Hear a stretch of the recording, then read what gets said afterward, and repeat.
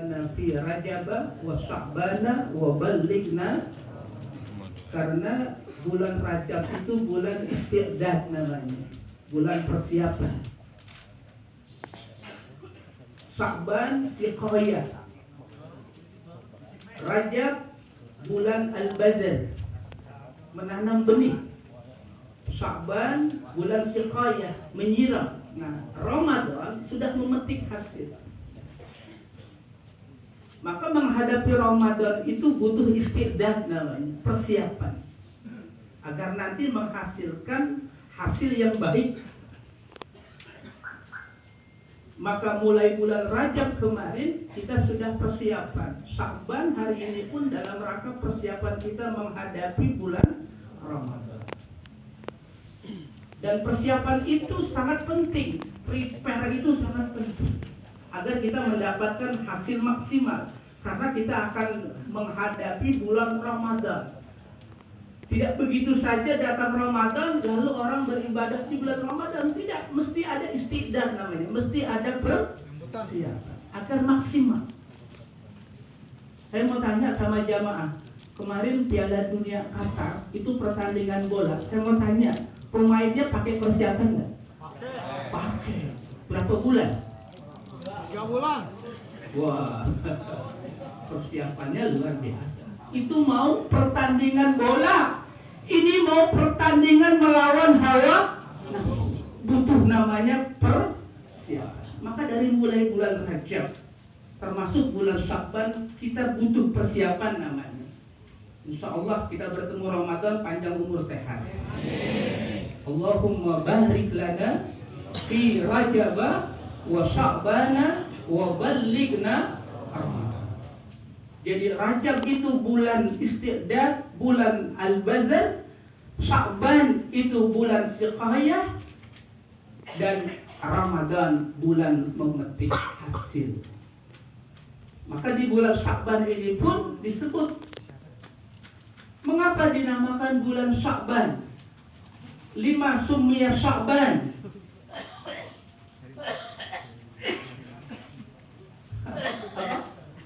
Menyiram. Dari sisi lafaz Sya'ban itu terambil dari kata tasa'aba, yatasa'abu, artinya yatafaqa. Itu makna Sya'ban. 5 summiya Sya'ban li'annahu yatasa'ab. Yatasa'ab fihi khairun katsir. Maka dinamakan bulan Sya'ban karena yatasa'ab. Yatasa'ab itu artinya yatafarraq. Karena di bulan Sya'ban ini yatasa'ab, yatafarraq, bercabang-cabang, berhimpun kebaikan yang banyak. Masya Allah, alhamdulillah. Tapi Nabi sudah ingatkan, Sya'ban bulan yaghfalu anhun nas, bulan banyak dilupakan orang. Bulan banyak dilupakan orang, yaghfalu anhun nas. Maka diriwayatkan, bagaimana kita mencontoh Nabi, diriwayatkan oleh Aisyah radhiyallahu anha bagaimana kehidupan Nabi waktu Sya'ban. Apa kata Sayyidah Aisyah radhiyallahu anha?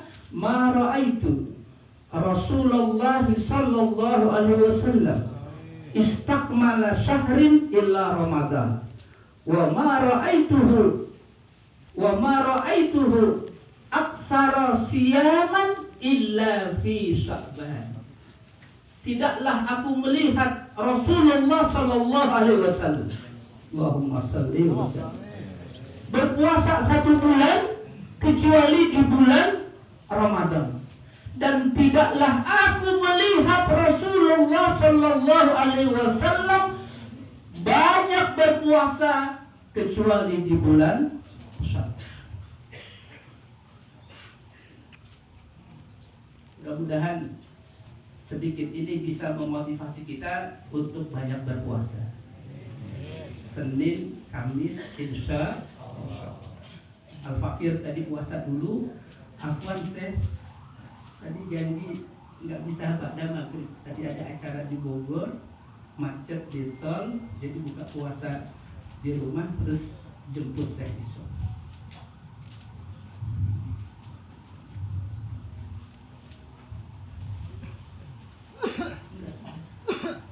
Sedikit aja. Saya makanya mohon maaf sama saya Iqbal, kata beliau dasarnya hadis maghrib. Tapi saya lambat karena tadi ada acara di Bogor, macet di tol. Kemudian jemput Teh Iqbal setelah saya Teh Bisam, setelah saya buka puasa di rumah di pesantren Al Hidayah, lalu kami jadi dan luar biasa tadi bisa ikut sholat, masya Allah.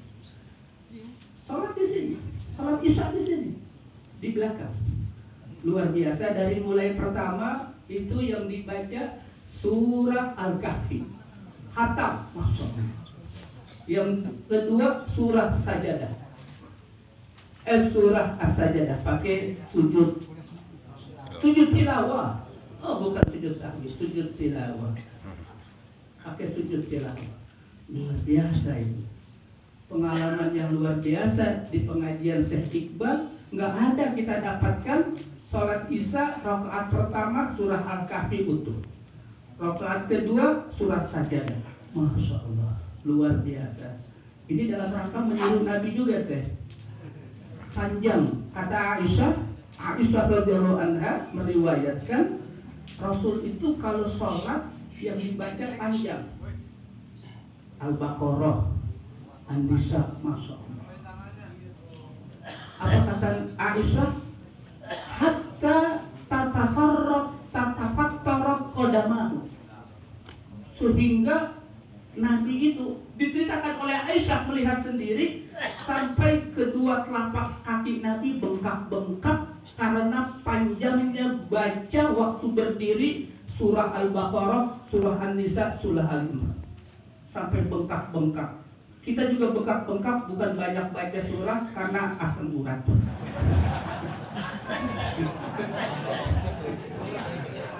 Tapi itu sudah luar biasa tadi. Masya Allah, masya Allah, masya Allah. Tadi imamnya siapa sih? Imamnya? Hah? Oh masya Allah, oh masya Allah, jazakumullah khairal jazak. Masya Allah, alhamdulillah luar biasa. Masya Allah. Ini majlis mudah-mudahan barokah, amin. Ini aja sih, sekedar karena mau ditutup kata beliau.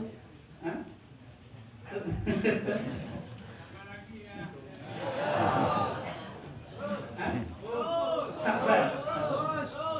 Beliau masih sakban. Ada satu malam nanti yang namanya nisfu Sya'ban. Lailatul nisfi Sya'ban. Malam pertengahan bulan Sya'ban. Itu kadang kita suka menerjemahkan ulang. Kayak Lailatul Qadar, enggak usah diterjemahkan. Pemborosan kata. Lailah malam, Qadar kemuliaan. Jadi kalau udah dibilang Lailatul Qadar, malam kemuliaan. Nggak usah pakai malam Lailatul Qadar. Jadi dua malam, betul. Karena Lailah itu artinya malam. Lailah artinya malam. Maka ada orang perempuan namanya Laila. Berarti dia perempuan.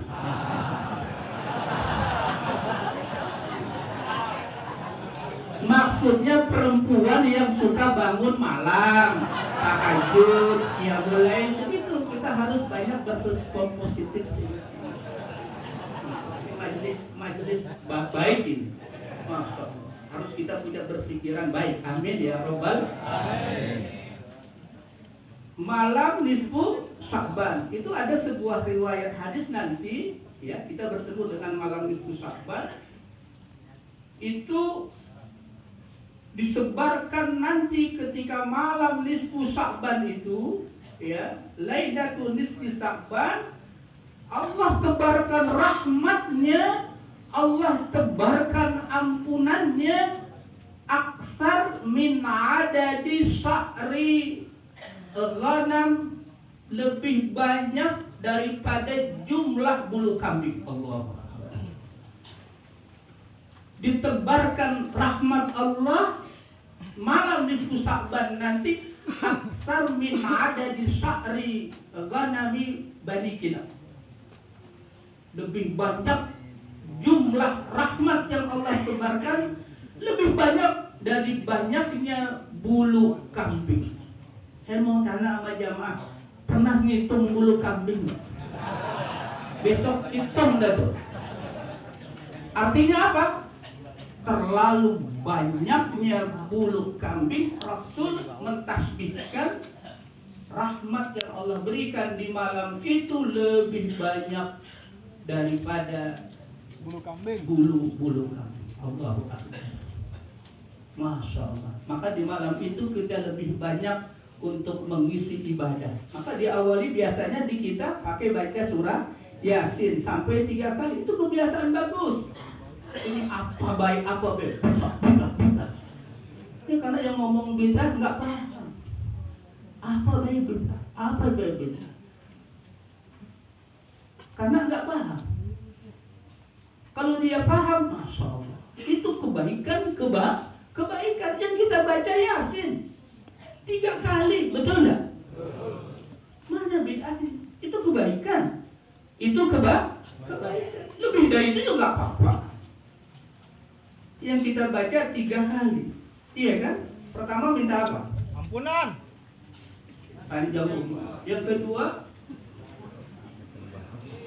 yang ketiga, diluaskan. Semuanya baik. Itu kebiasaan kita terus. Insya Allah. Biasanya jamaah di kita tuh di kampung-kampung, termasuk saya di Rawadino, orang-orang pada bawa apa? Itu kebiasaan bagus juga. Ada yang tanya ke saya, kenapa Pak Ustadz, Pak Kiai pada bawa air? Saya bilang, karena baca Yasinnya 3 kali, jadi aus. Gitu. Begitu jawabannya. Betul ya saya? Betul. Yang nggak boleh, malam nisfu Sa'ban bawa air, di ngaji Yasin 3 kali, dibawa pulang, ditaruh lemari, katanya air jimat katanya.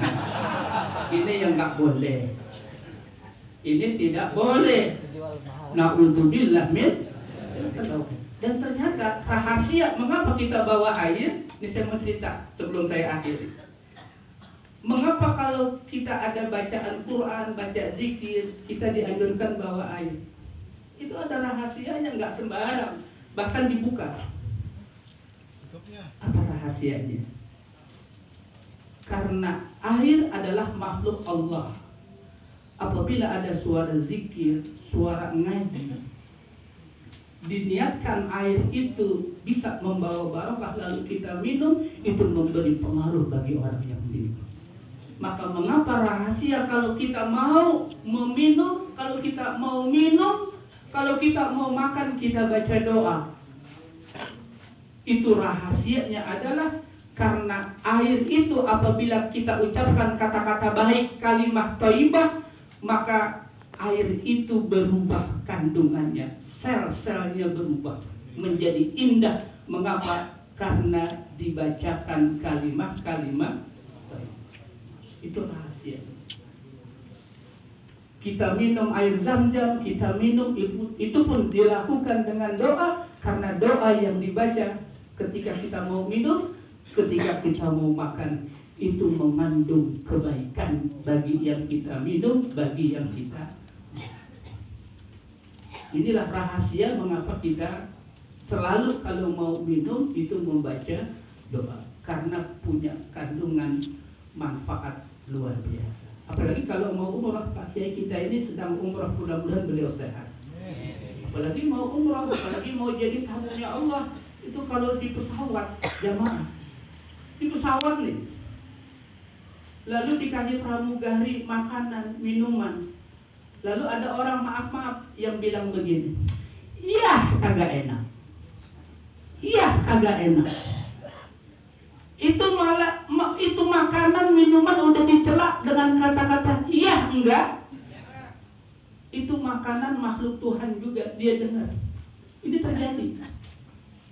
terjadi kalau apalagi dia mau menjadi tamunya Allah. Dia mau ke Ka'bah tempat yang baik, tapi dia menjadi hamba Allah, makhluk Allah sudah dicaci maki berupa makanan. Iya, enggak enak. Apa kata riwayat, ma'aba nabiyun ta'aman qattun. Nabi tidak pernah mencela makanan sama sekali. Kalau dia nggak mau, sudah ditinggalkan. Jangan kita pernah mencela makanan. Kalau kita tidak suka, sudah tinggalkan. Kalau dia cela, nanti makan itu makhluk Tuhan. Apa yang terjadi? Sampai nanti di Mekah, sampai nanti di Madinah, dia bawaannya tidak enak makan. Kecuali dia beristighfar kepada Allah Subhanahu wa Ta'ala. Begitulah jemaah. Sedikit belum saya akhiri. Dulu saya ngaji sama, mungkin masih ada ingat, itu ada di Allahu Akbar, di Ciganjur. Mungkin jamaah pernah ikut ngaji di Ciganjur, Allah yarhamu. Itu ada kiai yang suka bawa zikir. Sudah. Berarti belum nyambung ya kayak cerita saya. Di Ciganjur. Bukan, Pak Kiai. Bukan, Pak Kiai, Allah yarhamu. Malam Jumat waktu itu saya ikut, tapi sudah lama, sudah meninggal. Saya mau cerita apa yang dirasakan waktu kita zikir itu, dan kita pada bawa air. Kisah nyata saya, testimoni saya, ini saya mau ceritakan. Air itu, makanan itu mengapa memberi pengaruh kalau kita bacakan zikir, bacakan doa. Jangan pernah celak makan. Saya pulang, saya kasih anak saya. Saya kasih anak saya minuman yang sudah dikasih zikir tadi, bersama-sama kita berzikir di Ciganjur. Kiai Haji Jamhari, Kiai Haji Jamhari, Allah yarhamu, di Ciganjur rumahnya. Jadi baru dengar apa pura-pura nggak tahu? Masya Allah, ada Kiai sekitar 10 tahun yang lalu, sudah lama.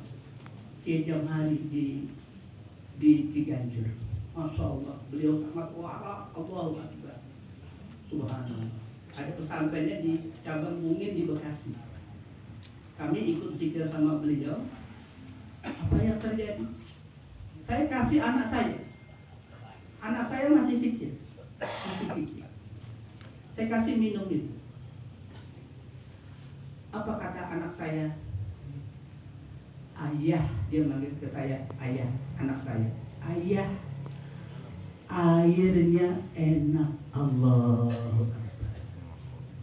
Airnya enak. Padahal air biasa. Beda yang dirasakan oleh anak. Anak itu nggak mau bohong, betul ya? Anak itu sifat asli keluar. Masih kecil anak saya ini. Alhamdulillah, mohon doa. Sekarang anak saya, tadi saya cerita, sudah hafal Al-Quran 30 juz. Mohon doa, mudah-mudahan Allah berkahi.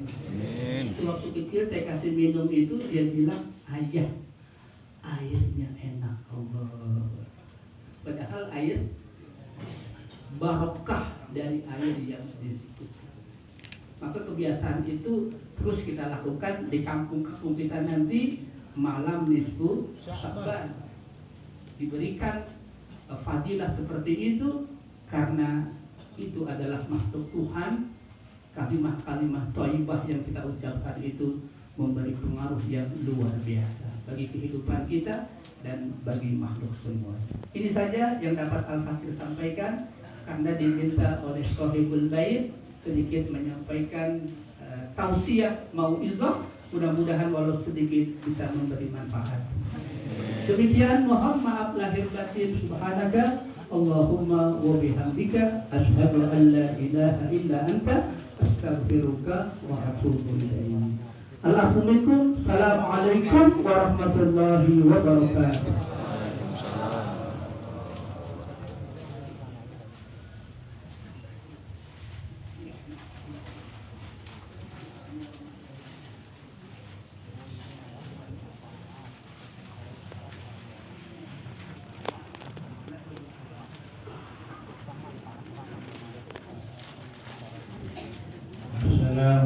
Assalamualaikum warahmatullahi wabarakatuh. Dengan berkah surah Al-Fatihah, semoga seluruh jamaah yang hadir dan seluruh keluarganya hidupnya diberkahkan oleh Allah Subhanahu wa taala. Barokah dunia akhirat.